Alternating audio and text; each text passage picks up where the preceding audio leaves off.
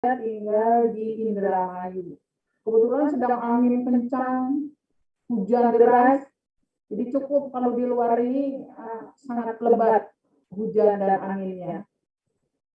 Nama saya, kemudian alamat saya yang kedua, saya asli dari Tangerang, rumah saya di daerah Parung Serap, Kelurahan Parung Serap, Kecamatan Ciledug, Kota Tangerang. Nah, kalau alamat persisnya adalah di depan kampus Universitas Muhammadiyah Buya Hamka, Fakultas Kedokteran Parung Serap. Itu rumah saya. Jadi di depan kampus, kalau Bapak Ibu lagi lewat, mungkin lihat Universitas Muhammadiyah Buya Hamka, nah itu depannya gang sedikit ada rumah Betawi, itu rumah saya di situ. Tapi hari-hari saya tinggal di Indramayu. Sedikit mungkin saya nanti ingin juga tahu dari seluruh mahasiswa, baik nama, alamat, maupun pekerjaan atau karir pada hari ini yang ditekuni. Mohon maaf sebelumnya, kalau tadi di email saya masih bergambar bajunya kuning. Mohon maaf belum bisa diganti. Nanti setelah ini saya ganti.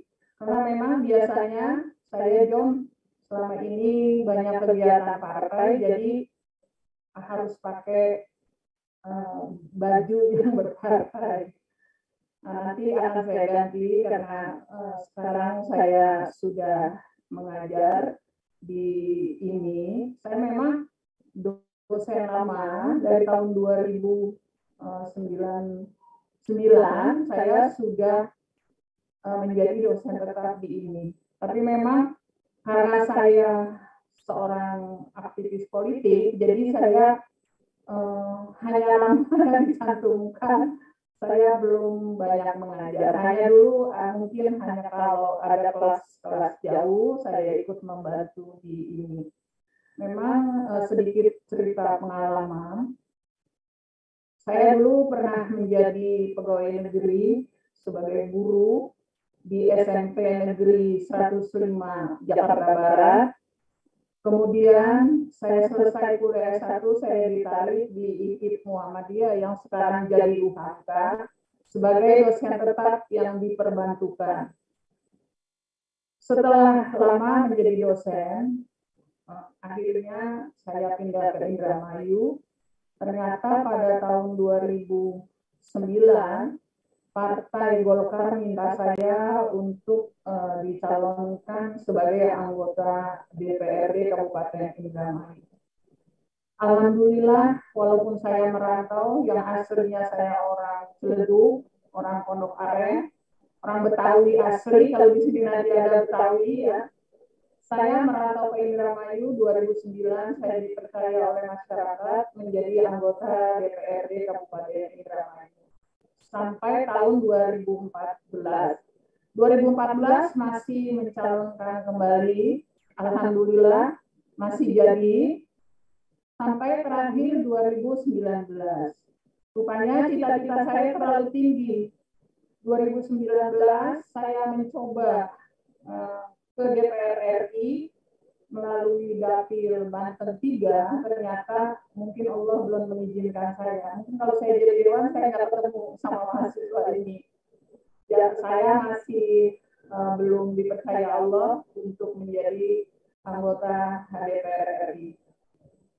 Mohon doa juga, mungkin periode di 2024 ini pun partai minta, karena memang partai kami masih kekurangan kuota untuk kaum perempuannya. Jadi mudah-mudahan di 2024 saya bisa memasuki kembali pencalonan sebagai anggota DPR.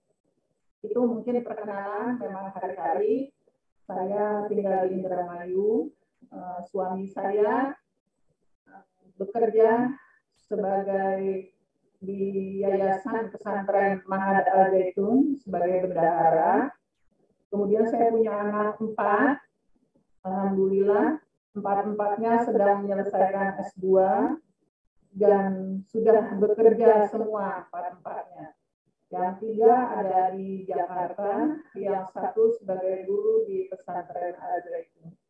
Jadi saya hari-hari sendiri. Jadi kalau tadi saya punya kendala, itu memang karena hari-hari sendiri. Tapi alhamdulillah saya banyak kenal relasi yang memang biasa karyawan-karyawan dari pesantren Al-Zaitun yang bisa saya panggil untuk membantu kalau ada masalah gitu. Mungkin itu salam kenal dari saya. Mudah-mudahan hari ini awal pertemuan dari pembelajaran kita mendapat hidayah dari Allah Subhanahu wa taala. Pak Arif, mohon saya diperkenalkan satu persatu supaya saya lebih kenal gitu. Nanti mungkin untuk pembahasan mata kuliah kan bisa masih ada waktu, mungkin nanti minggu depan setelah online-nya bagus kita akan kuliah full. Pertama mungkin Pak Arif sebagai ketua kelas ya. Ya. Waalaikumsalam warahmatullahi wabarakatuh. Ya.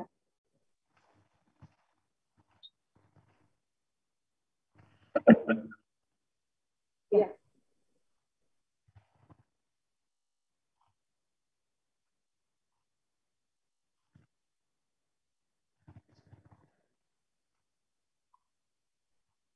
Ya.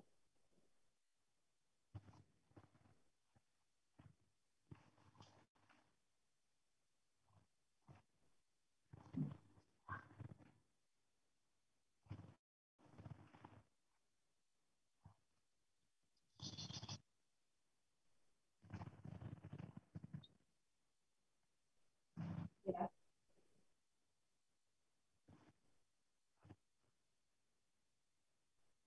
Ya.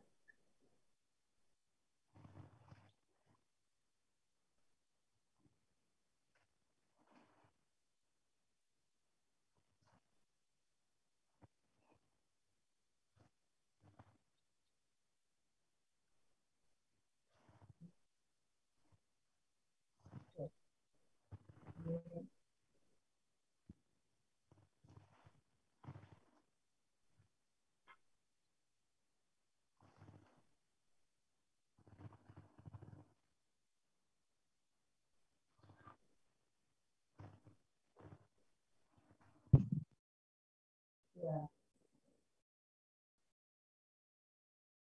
Terima kasih ya Pak.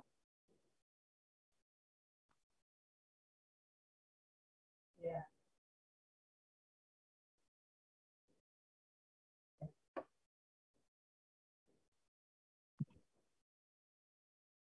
Ya.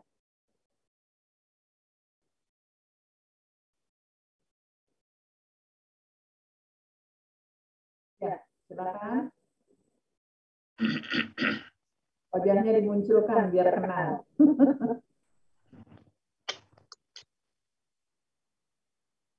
Apa ayo?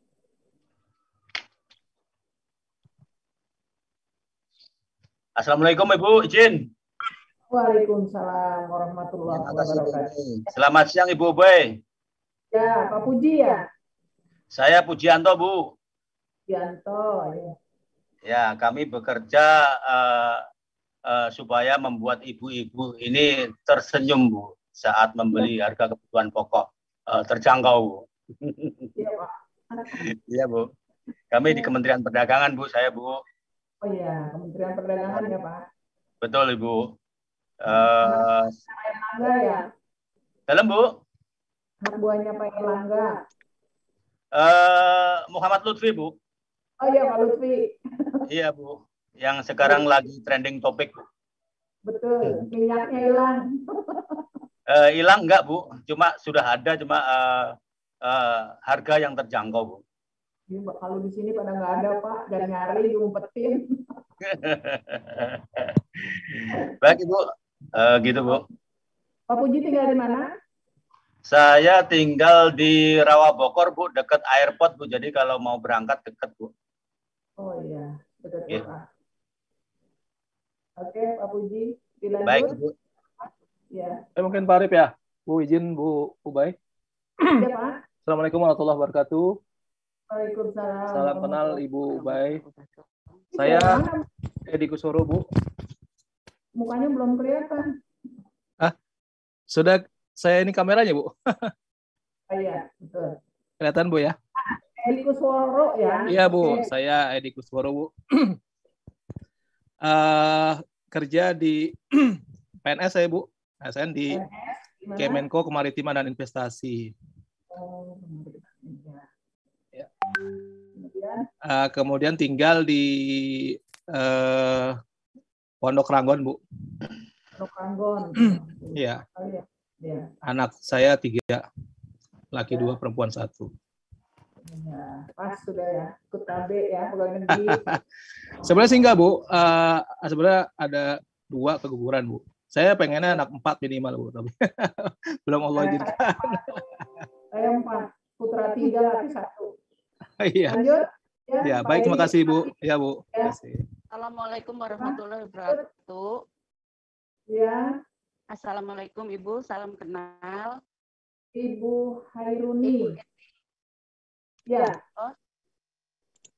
Siapa? Ibu Eti, Bu. Ibu Eti yang mana? Bentar. Iya, Ibu Eti Mariati, Bu. Salam kenal, Bu. Izin memperkenalkan diri. Saya Eti Mariati, Bu. Ya.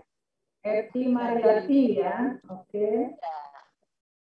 Kerja di Angkatan Darat, Bu, sebagai PNS Angkatan Darat. Di Angkatan Darat ya. Iya. Tinggalnya di mana, Tinggal Bu di Eti? Bogor, Bu. Di Bogor, Bu, punya anak 3, cucu 2, Bu. Oh iya, punya cucu. Saya ada 3. Ya. Iya, Bu. Tapi kata Pak Edi katanya saya mirip Ibu, Bu. Kata Oh Pak gitu. Edi. Kata teman-teman di sini, Bu, katanya Ibu mirip saya. Alhamdulillah, mudah-mudahan Iya, benar, jadi benar. ini ya, Bu ya. Persaudaraan ya, Bu ya. Iya. Ibu di Indramayunya di mana, Bu? Di Horgelis, di dekat Oh, di pesantren Horgelis. Al-Air. Di sini banyak, Bu. Ada beberapa orang yang di Indramayu, Bu. Nanti Oh, iya. mungkin perkenalan ya, Pak An Iya. sama Pak Supyan kalau nggak salah itu. Orang Indramayu, Bu. Iya. Siap, Bu. Iya. Izin, Bu. Terima kasih banyak atas perkenalannya, Bu. Ibu Eti ya. Lanjut siapa? Siapa? Ini Pak Sobri atau Ya, Nah, baik, mohon izin Ibu semuanya.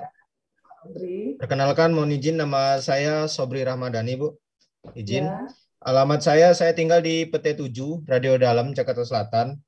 Pekerjaan sehari-hari saya konsultan Biro Logistik DJKN Kemenkeu, Bu. Izin. Iya. Status, alhamdulillah masih single, Bu. Waduh, saya punya anak gadis nih. Siap. Pak Sobri tinggalnya Pak di Sobri, ya. Terima kasih Pak Sobri. Masih lanjut siapa yang belum? Izin, Bu. Ya. Assalamualaikum warahmatullahi wabarakatuh. Salam. Saya Linda Karim, Bu. Ibu siapa? Linda Karim. Linda Karim. Ya. Aktivitas saya sekarang ini sebagai PNS di Pemprov DKI, Bu. Ya. Bentar, mana Ibu Linda Karim, belum kelihatan wajahnya. Tinggalnya di Depok, Bu. Di Depok. Iya. Linda Karim di Depok ya. Ya, Bu. Punya putra putri berapa Ibu? Saya 3 juga, Bu. Putra 2, putri 1.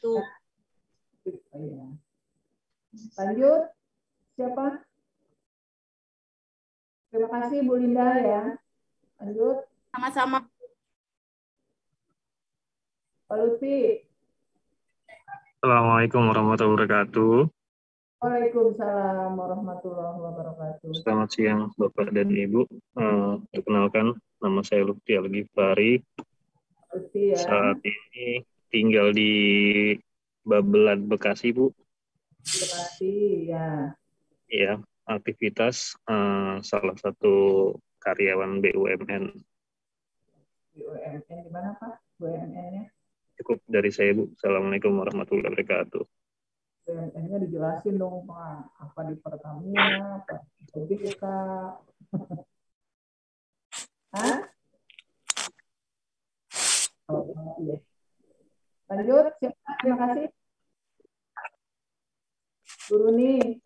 Ya, Assalamualaikum warahmatullahi wabarakatuh, Ibu. Salam kenal, Bu. Ya. Perkenalkan nama saya Hairuni, Bu. Hairun ya. Ya.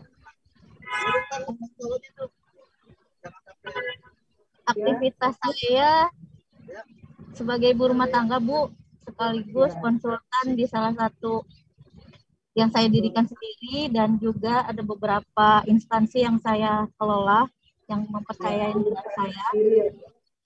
Halo? Bu, maaf ya, saya soalnya lagi di jalan, Ibu. Iya. Oke, Ibu Hairun. Ya, anak saya 3, Bu. Saya tinggal di Jatinegara, Jakarta Timur.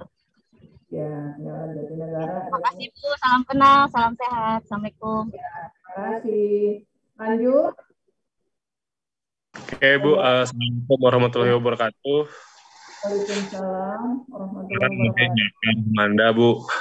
Kebetulan saya tinggalnya di tetangganya Mas Sobri, saya, Bu, di PT 7 juga. Oh, iya. Saya bekerja di salah satu bank daerah yang ada di Jakarta. Ya. Mungkin itu aja, Bu. Perkenalan dari saya. Assalamualaikum warahmatullahi wabarakatuh. Lanjut, siapa? Izin saya, Bu. Ya. Ya, perkenalkan saya Yeni Dawati, Bu.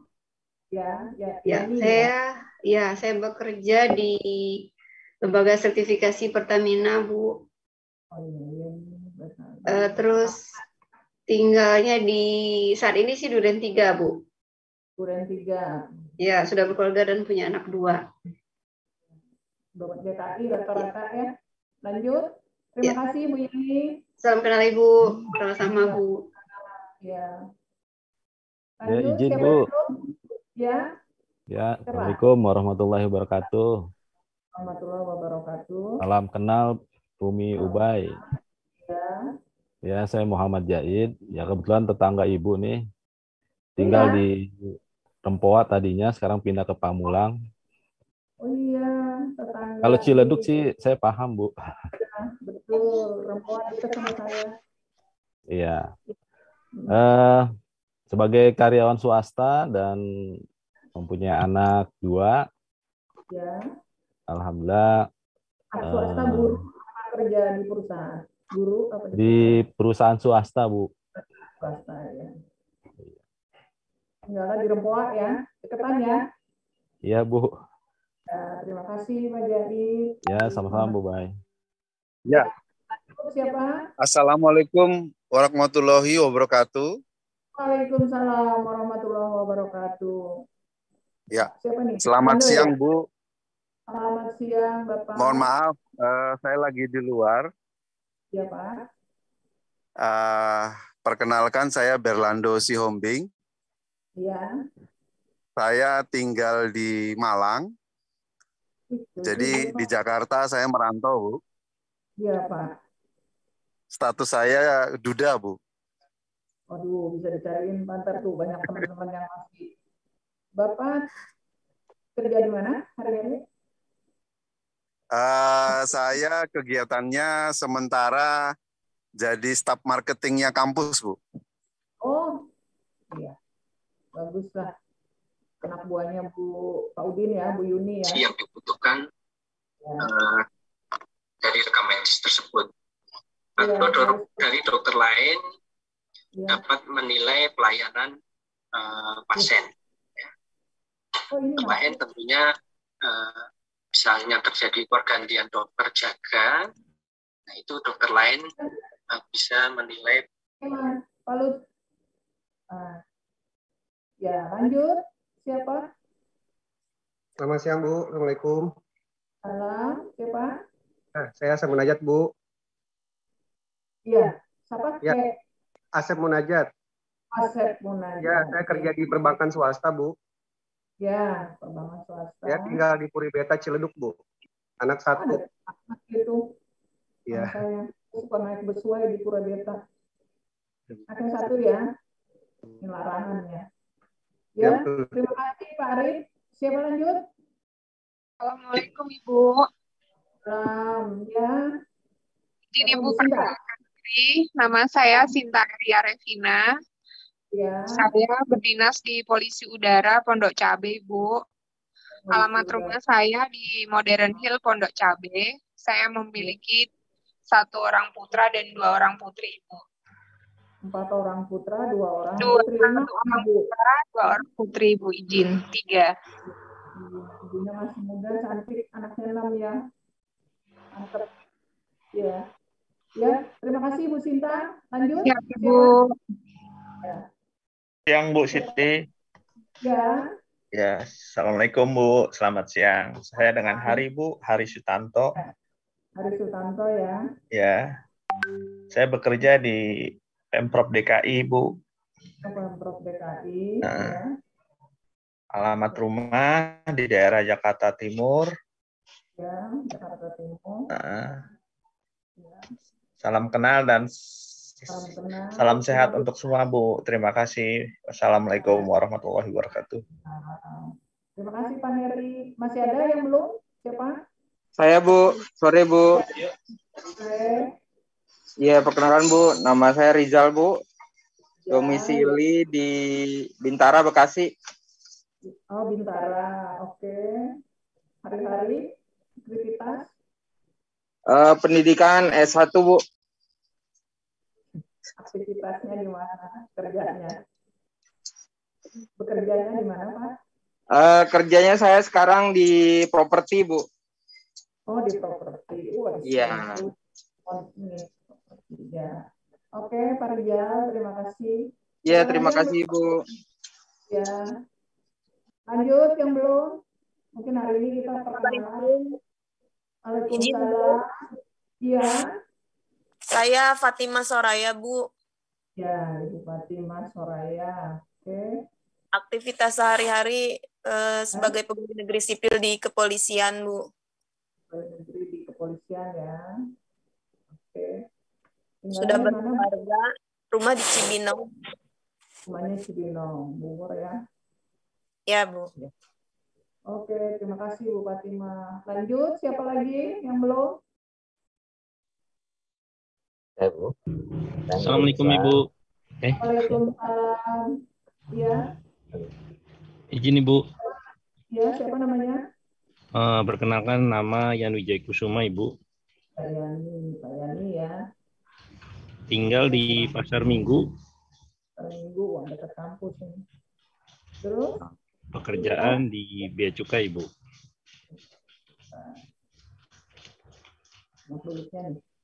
Pak Yani, terima kasih. Terima kasih. Ya, Assalamualaikum Ibu. Waalaikumsalam. Salam kenal Ibu. Mohon maaf sedang di luar, izin. Iya. Perkenalkan, dengan saya Elsa Fitria Rahayu. Elsa ya. Siap. Bekerja di Mabes Polri, Bu, tepatnya di Korsahli sebagai ajudan Ibu Korsahli. Iya, sekarang ya. tinggal siap.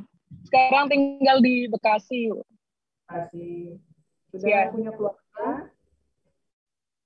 Siap, Bu? Sudah punya keluarga? Siap belum, Bu? Alhamdulillah masih single. Oh iya, saya punya bujangan, Kak. Ya. Lanjut, siapa? Assalamualaikum Ibu. Waalaikumsalam. Waalaikumsalam. Siapa namanya? Ya, izin Bu, nama saya Sofyan Nusauri. Siapa?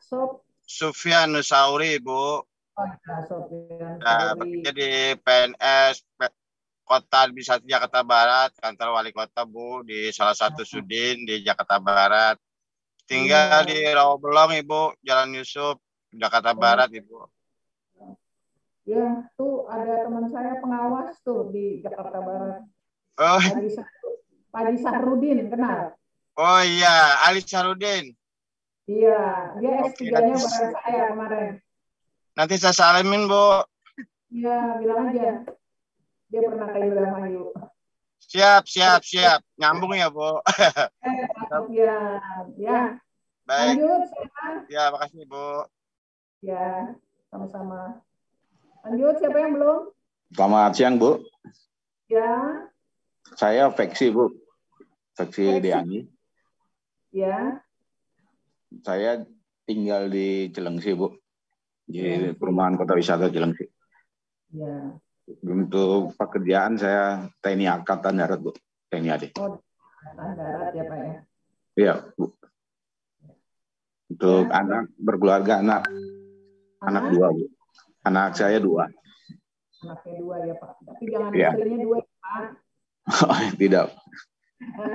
Pegawai negeri nggak boleh, apalagi polisi ya. Oke, Itu aja, Bu. Ya. Baik, terima kasih, Bu. Ya, terima kasih sama-sama. Siapa yang belum? Saya terakhir. Halo, Bu. Halo. Halo. Ya, nama saya Aan Kurniawanto, Bu. Aan, ya pemain bola. Aan Kurniawanto. Iya, Aan Kurniawanto, Bu. Tinggal di mana? Kerja di mana? Saya tinggalnya di Cimanggis, Depok, Bu. Manggis, Depok. Ya. Bekerjanya? Pekerjaannya di perusahaan wira swasta, Bu. Di wira swasta. Oh, Ya, saya sama, Bu, dari Indramayu, Bu. Indramayu. Di mana, Pak, Indramayunya? Saya di Kertasmaya, Bu. Wih, pinggir batas sana ya, Pak, Kertasmaya. Batas Iya. Cirebon, dekat sama Cirebon. Iya, perbatasan Cirebon, Bu, paling ujung. Iya, suka pulang kampung, ada keluarga di Indramayu. Di Indramayu ada istri sama anak. Oh, istrinya di Indramayu. Ya. Lagi merantau, Bu, di Depok. Di Depok, Nyari ya. sesuatu, ya. Di Jakarta ya, biasanya Iya. orang Indramayu banyak yang merantau. Iya. Banyak yang kusen-kusen itu rata-rata dari Indramayu. Iya, siap, Bu. Bu, salam kenal ya, Bu, ya. Nah, salam keluarga. Ya, Saya biasanya suka keliling, Pak. Suka keliling karena saya ketua lembaga pemberdayaan masyarakat Kabupaten Indramayu, suka turun ke setiap desa biasanya. Oh, iya. Sampai ke sana banyak kader saya LPM di. Siap, Bu. Siap. Terima kasih. Lanjut, ya, Pak. Ya. Ya, Bu Riri. Assalamualaikum, Ibu. Waalaikumsalam warahmatullahi wabarakatuh. Ya, Bu Ririn.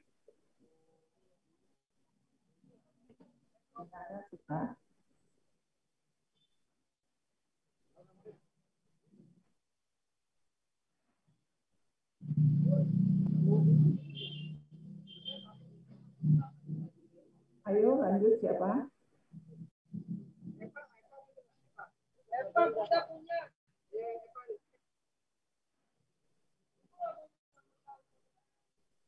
Astria, siapa yang nyambung aja, yang nyambung, Pak? Pak Arif siapa? Benar. Oh yaudah. Assalamualaikum, Ibu. Waalaikumsalam warahmatullahi wabarakatuh. Ya, oke, Bu Riri. Alhamdulillah baik, Ibu. Semoga Ibu sehat selalu. Mohon izin Ibu memperkenalkan diri. Nama saya Ririn. Saya pegawai Kemhan RI, Ibu, di Badiklat Kemhan. Anak buah Prabowo ya? Siap betul, Ibu.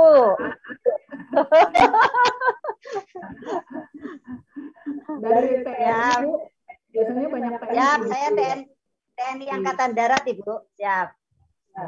Saya ada mahasiswa saya S3 di situ. Pak Bangun namanya.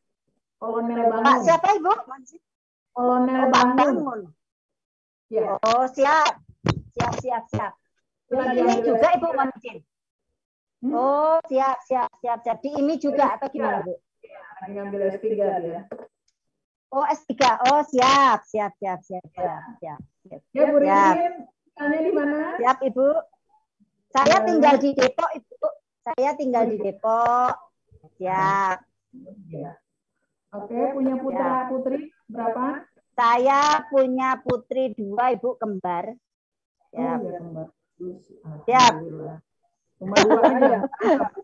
Siap, 2 saja, Bu, cukup. Oke. Masih ada lagi yang Siap. belum? Terima kasih, Ibu.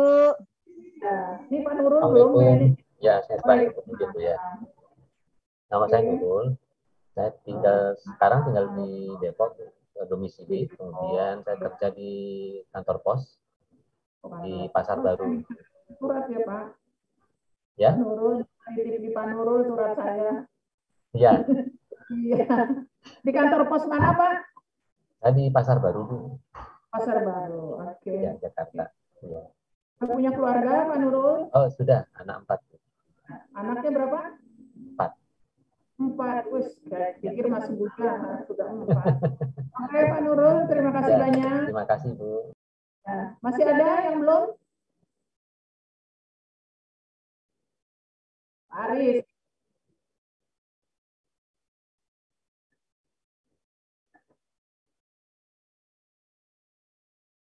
Pak Rijal, Pak Revi. Saya sudah, Pak. Ya.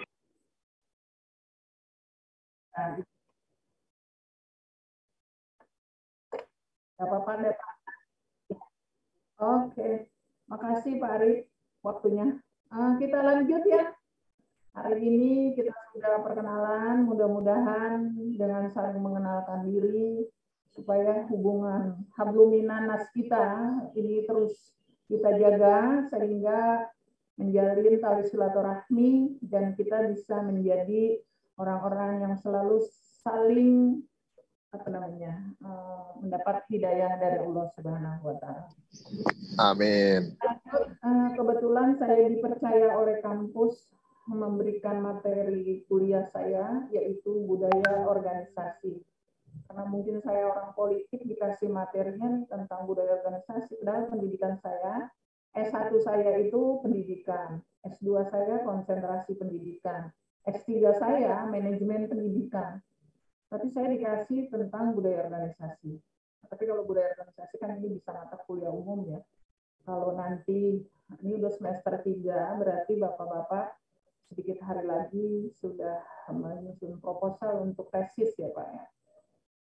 Kalau Bapak lihat di belakang saya, mungkin kamera di saya belakang ini banyak buku-buku yang berwarna biru. Itu tesis Pak. Dulu kan ada ini itu kelas jauh ya Pak. Saya suka bawa mahasiswa tuh 40 dari Indramayu. Lalu 40 orang, 40 sampai beberapa tahun. Nah kalau mereka bikin tesis, biasanya satunya selain ini diarsipkan ke saya. Boleh kalau misalnya Bapak lagi jalan-jalan atau memang lewat ke Indramayu, saya terbuka. Bapak bisa mampir di rumah saya, mungkin bisa lihat koleksi tesis saya yang ada.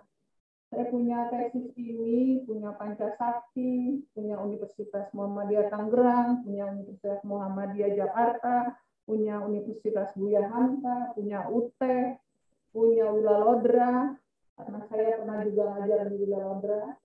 Terus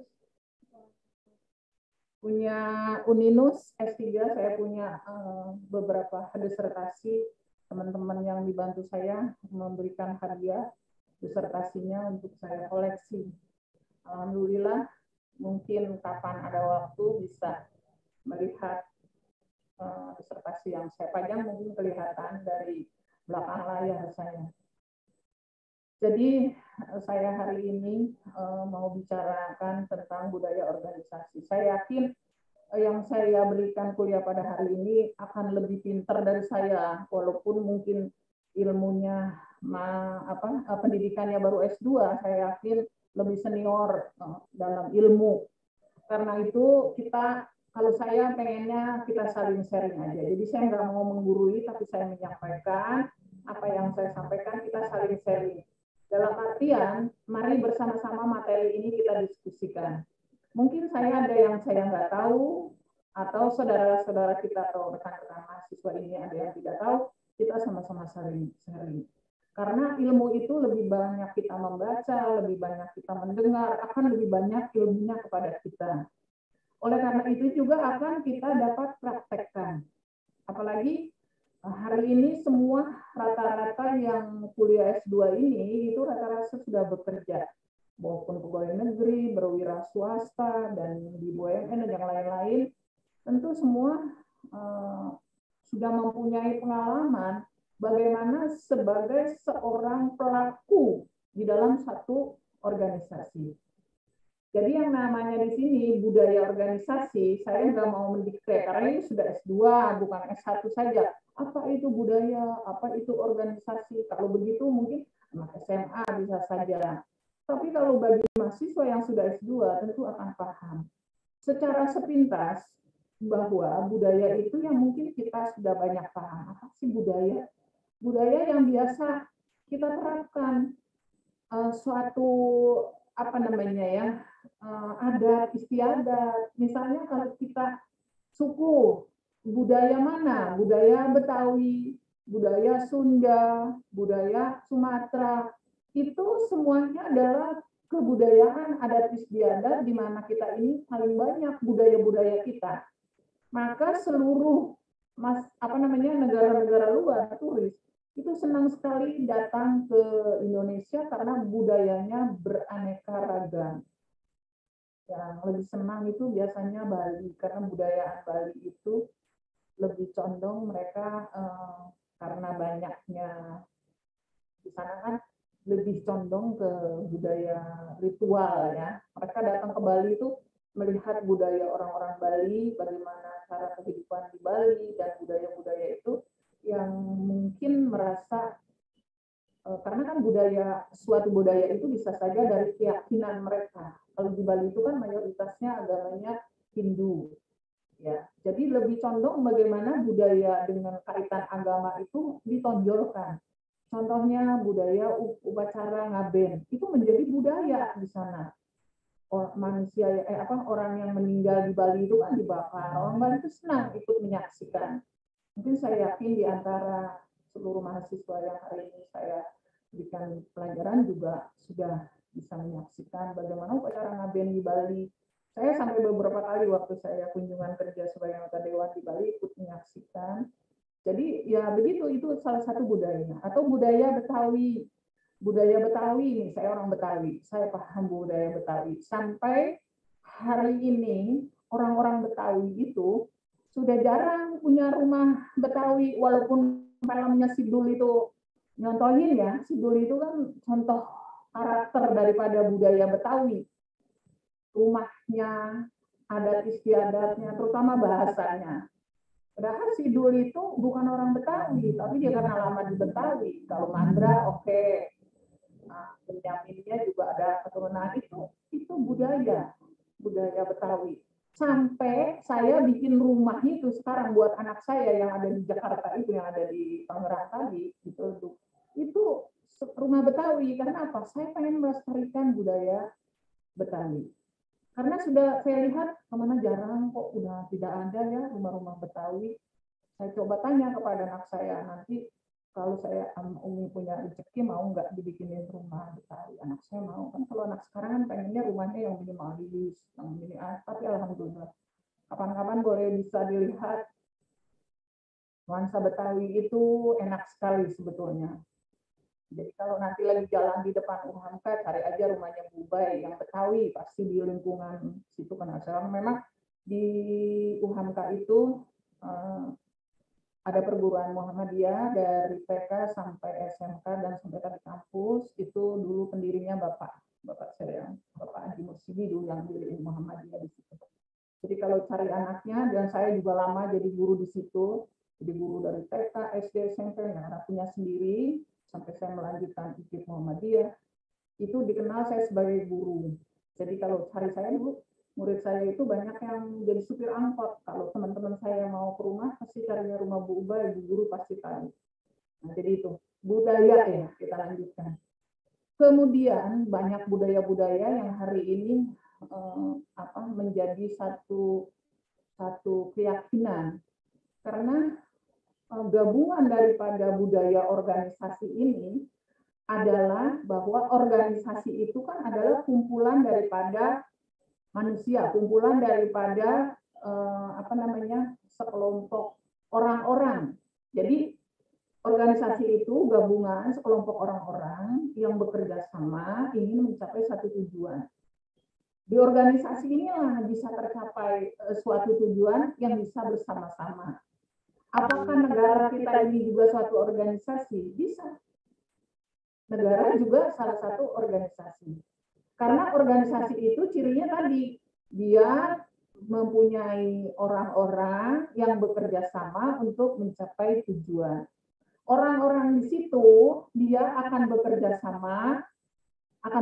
sama untuk mencapai tujuan itu. Maka dia di dalam organisasi itu punya yang namanya program.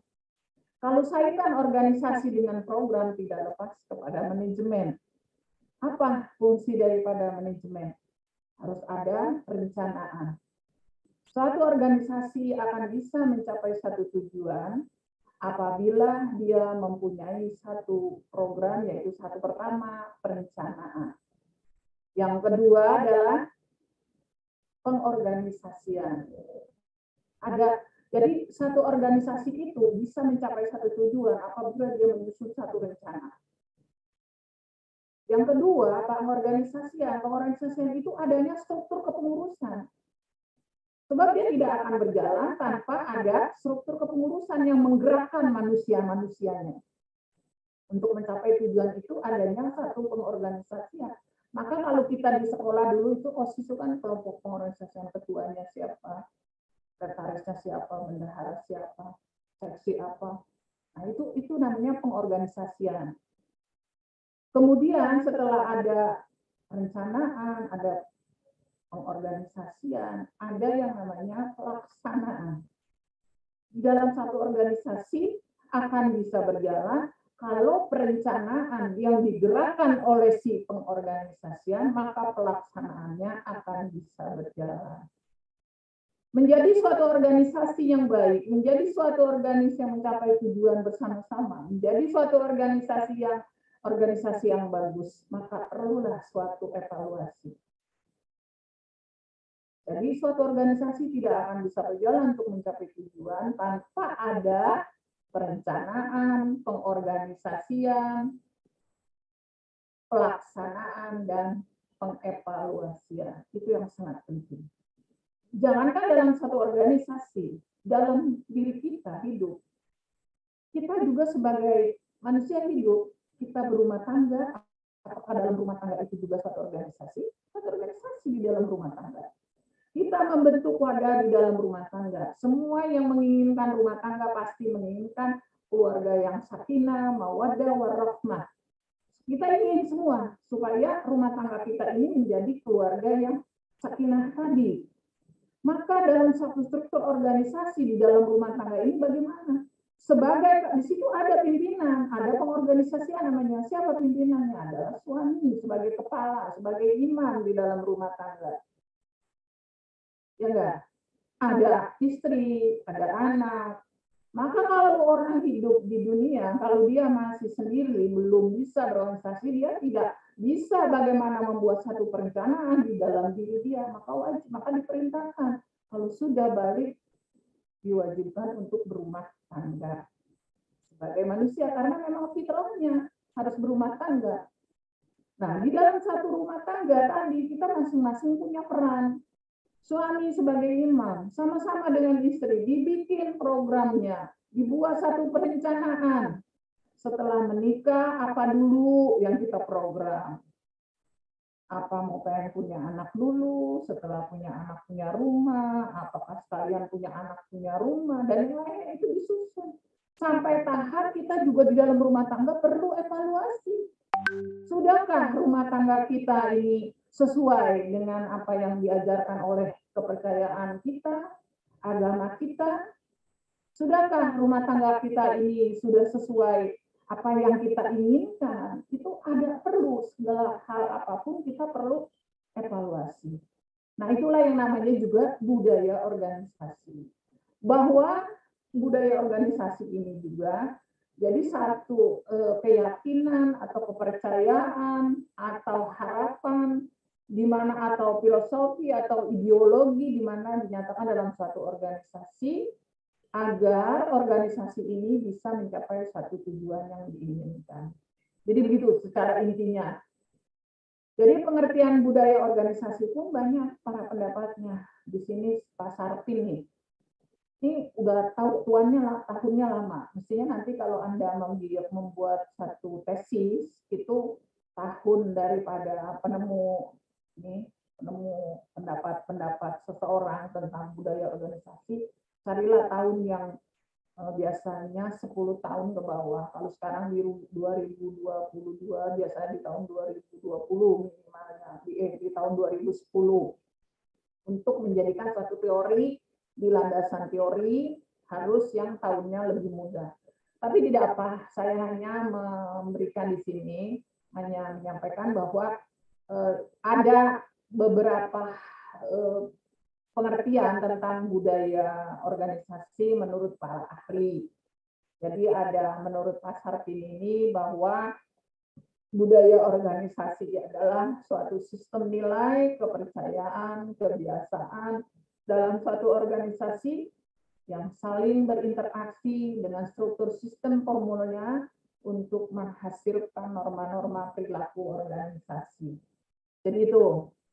Kemudian juga bisa, ini ada beberapa pendapat termasuk Susanto, kemudian ada lagi Lantas, kemudian ada lagi banyak nih, nanti bisa, tapi pada intinya saya simpulkan saja bahwa budaya organisasi ini adalah satu asumsi mana diciptakan dan dikembangkan dengan tujuan organisasi bisa mengatasi, menanggulangi masalah-masalah yang timbul adanya adaptasi eksternal dan internal, di mana supaya organisasi itu berjalan untuk mencapai satu tujuan.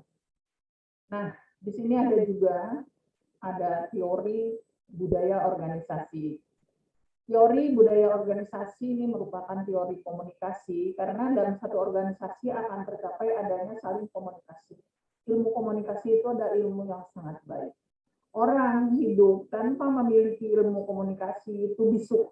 Karena ilmu komunikasi itu adalah ilmu yang mencakup semua simbol komunikasi. Jadi komunikasi kita harus bisa. Bagaimana kita berbicara dengan seorang, seperti hari ini.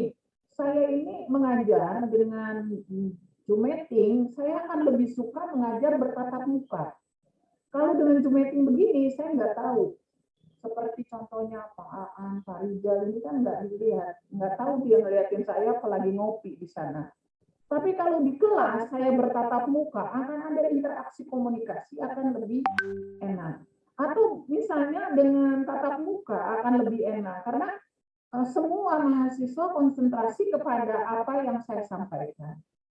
Nah, ini salah satu komunikasi, karena memang sekarang kita belum bisa bertatap muka, dan saya sebetulnya lebih senang Zoom karena saya hari-hari ini masih lebih banyak tinggal di Indramayu, jadi kalau saya harus ke Jakarta cukup lumayan jauh, saya masih banyak tugas di sini, jadi ya lebih senang, walaupun sebetulnya secara sistem mengajar saya lebih suka dengan bertatap muka.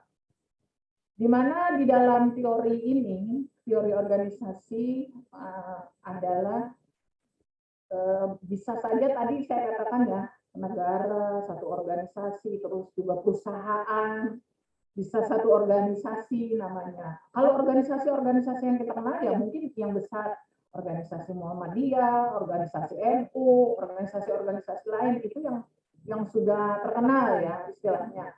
Di mana organisasi itu pun memiliki perencanaan, pengorganisasian, memiliki pelaksanaan dan evaluasi, memiliki SDM dalam tenaga kerja, di mana hari ini saya contohkan satu organisasi Muhammadiyah NU adalah organisasi yang terbesar di Indonesia. Dua organisasi yang sangat besar ini, ya, di mana mereka sudah maksudnya ini sudah memiliki sumber daya manusia dan hasil-hasil karya yang bisa dirasakan oleh masyarakat Indonesia. Di mana ada beberapa asumsi asumsi dasar yang mengenai teori budaya organisasi. Antara lain, asumsi terhadap nilai organisasi. Kedua, asumsi terhadap simbol budaya organisasi. Yang ketiga, asumsi terhadap budaya yang bervariasi. Sedangkan asumsi nilai organisasi ini biasanya anggota organisasi menciptakan dan mempertahankan persamaan yang sama mengenai realitas organisasi, sehingga pemahaman mereka mengenai nilai organisasi lebih baik. Sedangkan asumsi teori budaya organisasi ini mengacu kepada nilai organisasi yang merupakan standar dan prinsip yang terdapat dalam sebuah budaya. Sedangkan asumsi terhadap simbol budaya organisasi adalah penggunaan interpretasi simbol, di mana sangat penting dalam budaya organisasi. Bahwa saat orang bisa memahami simbol tersebut, maka seorang bisa bertindak berdasarkan budaya organisasinya. Saya contohkan nih satu simbol. Muhammadiyah, lambangnya matahari, ada tulisan Muhammadiyah. Itu salah satu simbol. Maka begitu seorang penganut organisasi Muhammadiyah, dia akan memahami simbol itu, oh iya, dia akan bertindak simbol itu berdasarkan budaya organisasi daripada organisasi Muhammadiyah. Itu salah satunya. Kemudian asumsi terhadap budaya, atau kita kalau negara, lambang negara Pancasila, benderanya merah putih, kita ada di negara luar melihat lambang simbol itu misalnya. Oh ya itu, bagaimana kita bisa memahami simbol itu punya kita, akan terasa memiliki, karena kita sebagai salah satu orang yang ada di bawah naungan simbol tersebut. Begitu. Asumsi terhadap budaya yang bervariasi. Setiap perusahaan pasti memiliki budaya organisasi yang bervariasi. Kalau di perusahaan ya, bahwa setiap organisasi memiliki budaya yang berbeda-beda. Setiap individu dalam organisasi pun menafsirkan budaya organisasinya secara berbeda. Tetapi perbedaan budaya dalam organisasi justru seringkali menjadi kekuatan.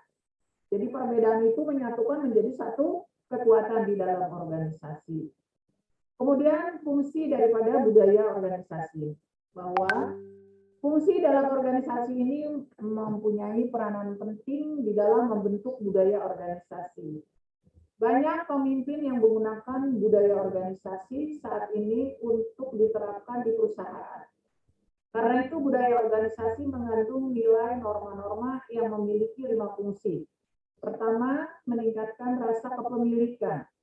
Jadi tadi yang saya katakan, dengan simbol budaya organisasi, kita merasakan bahwa kita memiliki satu organisasi tersebut. Dari budaya itu, identitas itu meningkatkan rasa kepemilikan dan loyalitas. Contohnya Anda kerja di satu perusahaan apa, mempunyai label lambangnya apa, simbolnya. Pasti saya yakin pada saat Anda melihat simbol tersebut, rasanya Anda memiliki rasa kepemilikan, loyalitas bagi seluruh anggotanya. Bahkan rasa kepemilikan itu menerima sebagai anggota sebagai sesuatu. Misalnya organisasi sangat menekankan kebudayaan disiplin. Maka anggotanya akan memiliki identitas mereka, kumpulan orang-orang yang disiplin. Karena kalau sudah di situ disimbolkan bahwa masuk jam 7 pagi, pulang jam 4 sore, itu sudah menentukan kedisiplinan. Sama-sama bekerja sama tadi dengan taat dan patuh pada peraturan yang sudah ditentukan. Yang kedua adalah alat untuk mengorganisir.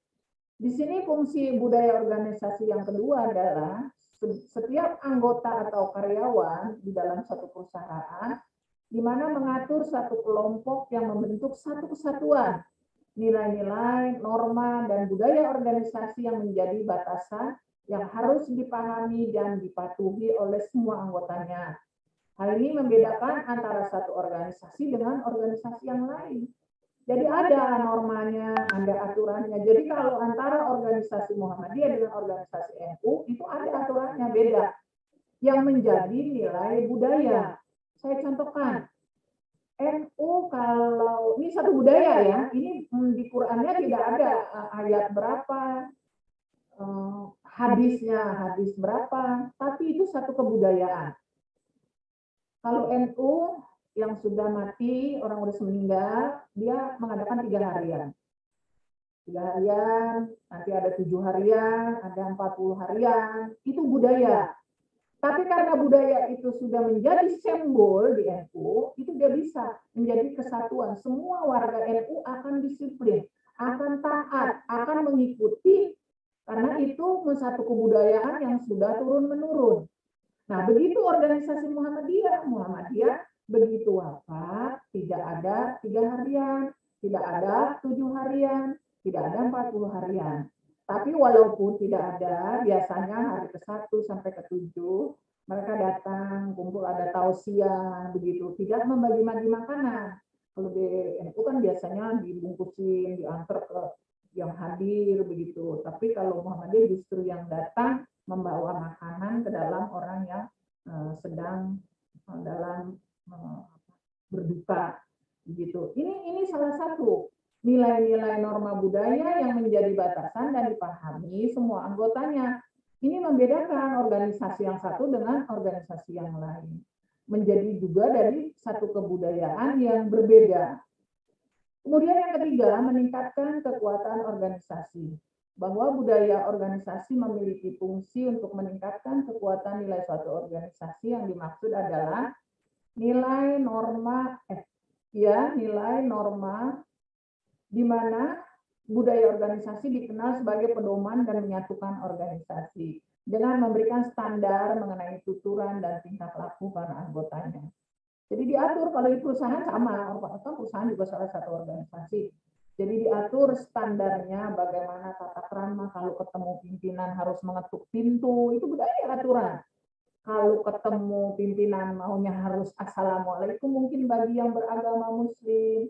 Dan semua, atau kalau tadi banyak polisi dan dari TNI, dari kepolisian bisa saja, hormat komandan, salam, itu kan bisa. Merdeka, bisa dengan cara yang lain diatur, itu menjadi satu kebudayaan.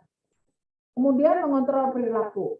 Biasanya fungsi organisasi sebagai mekanisme mengontrol perilaku. Jadi setiap anggotanya ada pengontrolan, sama yang tadi saya katakan, adanya evaluasi. Sejauh mana kalau anggotanya tidak dikontrol, nanti akan berbuat semau-maunya. Maka ada pengontrolan di mana nilai-nilai norma budaya organisasi mengandung bentuk sikap perilaku para karyawannya. Lanjut kepada berikutnya adalah sebagai mendorong kinerja anggota. Bahwa budaya organisasi juga membantu mendorong seluruh anggota organisasi atau karyawan di perusahaan karena meningkatkan performa kerja dalam jangka pendek maupun jangka panjang. Sehingga budaya organisasi akan mendorong para anggotanya agar lebih mengedepankan kepentingan organisasi dibandingkan kepentingan pribadi. Begitu. Nah itu, jadi kalau ada kantor hari ini rapat, tapi di rumah istri lagi sakit atau anak sakit, harus lebih mementingkan organisasi daripada kepentingan pribadi. Atau hari ini kita malas kantor, mungkin pengen yang itu, nggak bisa, harus lebih mementingkan. Bisa saja kalau istri sakit atau anak sakit, kita bisa bantu sebentar, diberikan kepada orang lain, tapi kantor tetap kita harus masuk, atau ke dalam satu organisasi kita harus hadir. Apalagi kalau tidak hadir bagi pegawai negeri, biasanya dipotong, swasta juga begitu. Jadi itu ya, mendorong sebagai kinerja anggota. Kemudian mendorong kinerja, kemudian menentukan tujuan organisasi. Budaya organisasi juga berfungsi sebagai alat untuk menentukan arah atau hal-hal yang bisa dilakukan atau tidak. Sedangkan tujuan penjabaran adalah visi, misi, dan ingin dicapai dalam suatu organisasi atau perusahaan. Jadi itu, di mana tadi saya menjabarkan sampai kepada fungsi sebagai budaya organisasi. Di mana fungsi ini sangat penting, baik sebagai menentukan tujuan organisasi, kinerja anggota, terus mengontrol perilaku, kekuatan organisasi, menentukan kekuatan organisasi, kemudian bisa juga untuk mengorganisir, menggabung orang-orang, kemudian bisa juga untuk rasa kepemilikan. Ini salah satu daripada lima daripada fungsi budaya organisasi. Mungkin kita juga ini sudah lewat waktu, tapi memang tadi kuliahnya sudah terhambat 1 jam ya. Saya mau nanya dulu nih, mau dilanjutin apa nanti pekan depan saja kita lanjutkan? Pun ada mata kuliah lain setelah ini, Pak Arif? Halo, Pak Arif? Halo? Ya, Pak Arif? Halo? Halo? Ada mata kuliah setelah saya? Ada kuliah lain? Ada kuliah yang lain setelah saya? Oh, dan ya.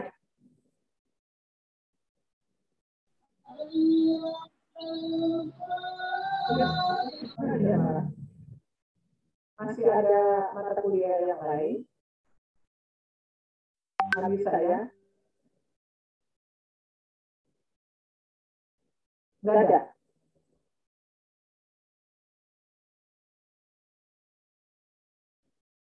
Hari Minggu. Oh.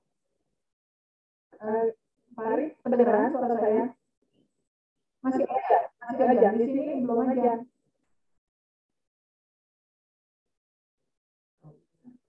Gimana, didengarkan mengajar dulu atau gimana?